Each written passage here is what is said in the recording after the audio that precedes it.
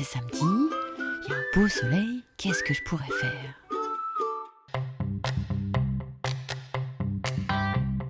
Bonjour Léa, qu'est-ce que je pourrais faire aujourd'hui? Que souhaitez-vous faire? Débrancher? Être au calme? Découvrir? Ou partir à l'aventure?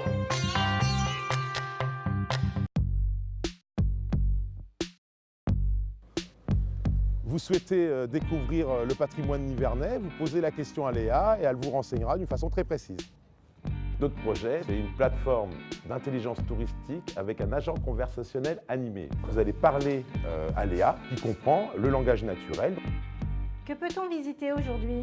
Je vous conseille 3 lieux incontournables, le prieuré à la Cette plateforme, c'est l'aboutissement de 2 ans de travail. On a pu bénéficier de 50% du montant du coût de cette future plateforme. C'est vrai que si ces 50% n'étaient pas venus abonder ce que nous, on était en capacité de mobiliser sur notre territoire, eh bien, on aurait fait effectivement un beau cahier des charges, on aurait trouvé la société qui aurait pu assurer le développement, mais on n'aurait pas pu se le financer. Vous êtes un épicurien, un fin gastronome? Eh bien écoutez, posez la question à Léa, elle vous donnera toutes nos bonnes tables. Vous êtes passionné de vieilles pierres ou de sites archéologiques? Eh bien posez la question à Léa et elle vous donnera tous ces lieux magnifiques. Le prieuré est un monastère bénédictin du XIe siècle. L'avancée, c'est l'utilisation de l'intelligence artificielle. Elle est capable à la fois de comprendre et surtout d'aller chercher dans des bases de données eh bien, la donnée que vous attendez. Et sinon, comment puis-je occuper mes enfants? Pour les enfants, je conseille plutôt les activités de plein air, comme l'acrobranche, la découverte de la Loire en canoë, une sortie en famille à vélo. Crédit européen, c'est pas si compliqué que ça d'y avoir accès.